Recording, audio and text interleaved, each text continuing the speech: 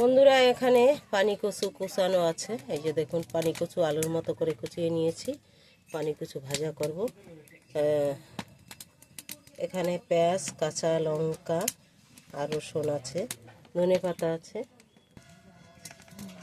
উনান ধরিয়ে দিয়েছি, বসিয়ে দিয়েছি কড়াই, দিয়ে দেব সরিষার তেল। কড়াই গরম হয়ে গেছে, তেলে দেব শুকনো লঙ্কা, দেব কালো জিরা, তেজপাতা। এবারে দেব পেঁয়াজ, রসুন, লঙ্কা দিয়ে একটু ভেজে নেব লাল লাল করে।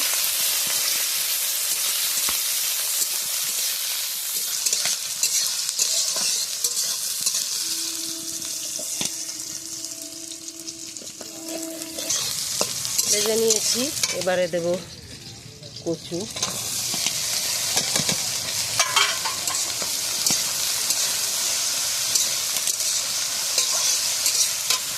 একটুখানি নাড়াচাড়া দিয়ে নিলাম, দেব পরিমাণ মতো লবণ, আবার একটু নাড়ব।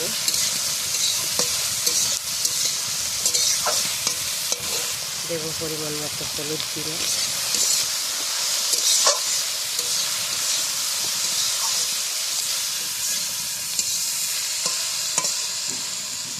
এবার একটু ঢাকা দিয়ে দেবো সিদ্ধ হওয়ার জন্য।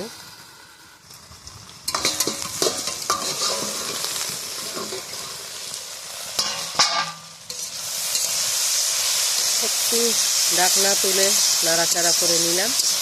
কচু সিদ্ধ হতে কিন্তু বেশি সময় লাগে না, সিদ্ধ হয়ে গেছে। এবার আস্তে আস্তে করে ভাজবো।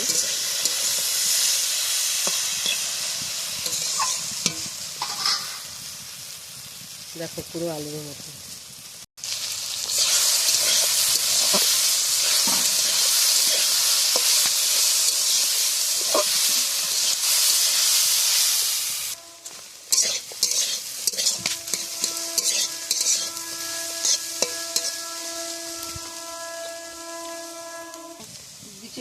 দিয়ে দেবো, পারবো না, আর আমার কথায় কাজ হবে।